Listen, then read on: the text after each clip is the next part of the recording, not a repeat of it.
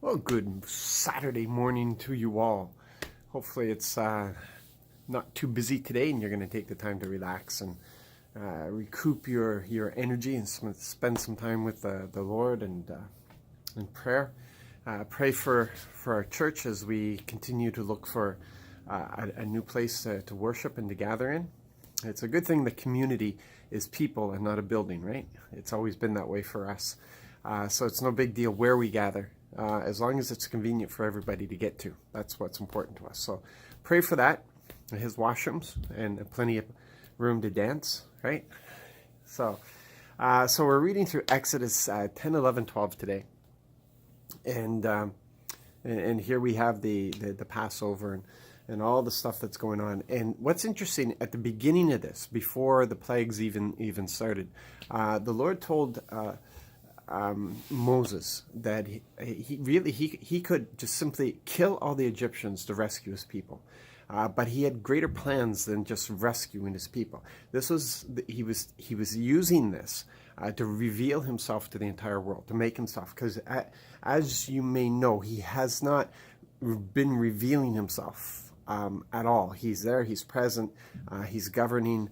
But it was to Abraham that he revealed himself, and we've talked about this plenty of times, that it is an ongoing revelation of who he is. So at this point, he wants to reveal himself to the entire world, and he does it through these plagues. And he plays on the stubbornness of Pharaoh to do this.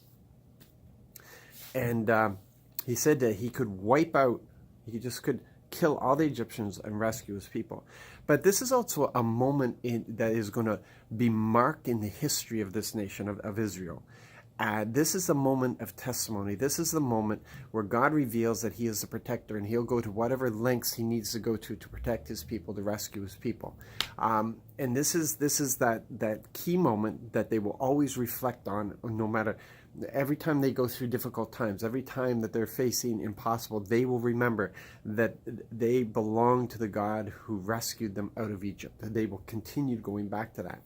And for many of us, our salvation point is that thing where we first heard God, where we first responded to God, and he rescued us from our sin. He rescued us from our situations.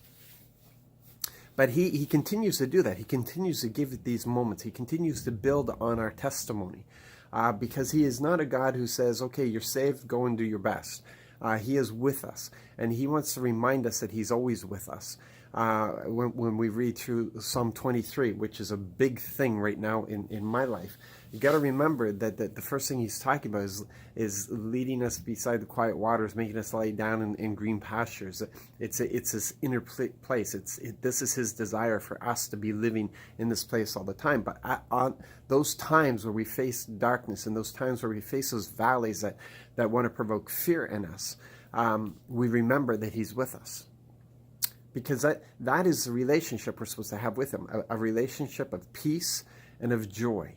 And the peace and the joy is found in his presence. We will not have it without his presence. We always have his presence. But the moment that we take our eyes off of him, the moment we forget we have his presence, we'll be like Peter, we'll sink into the sea. This is not a thing that that the peace and joy constantly have to be fed, and it's fed by relationship. Jesus said that as he gave it to us, he'd never take it away from us. But it is him. It is him. He will never leave us, never forsake us. So we have that peace, and that peace is renewed in that relationship at the moment that we remove ourselves from him. So when we face, God can rescue us and help us through situations and circumstances in any number of ways, but that he's going to do it in a way that will increase our intimacy, our dependency on him, to draw us into him, and will give him the maximum glory in that situation. And sometimes it can feel like we're walking through dark valleys. Sometimes it feels like that our peace is being sucked out of us, our hope and our joy. But it's us who needs to renew ourselves in the Lord, and those things are renewed in us, that we become a people of singing and dancing and celebration, a people who can sit beside the quiet waters no matter what's going on around us. People can lay down in those green pastures as the Lord provides for us. And that is the relationship that we have with him. And so this is what he is establishing with Israel in this moment, and it's what he has established for us so many times. So don't let go. Don't let go. Hold on tight to him. Hold on. You may not know where you're going. You may not understand everything that you're going through. But the one thing that is absolute paramount that you know and you remember and you understand is he is with you. He does not abandon you. He does not give up on you. He's not afraid of your messes. I just hold on to him, run to him. The psalmist talks about him being our fortress. We run into him. We run into him. We're under, we're in the shadow of his wings. All the psalms, all the things, everything is constantly reminding us that God is with us. He's never forsakes us, never leaves us. Be strong and courageous. Be strong and courageous. We all know those verses, right? Be strong and courageous. Do not be terrified. Do not be discouraged. For the Lord your God is with you, no matter where you go. Yeah, even if you're moving to Chateauguay. Okay, so come on, people. Let's get it together. Let's get our celebration on. Let's get ready for our big gathering tomorrow. And let's make sure that we're there, okay?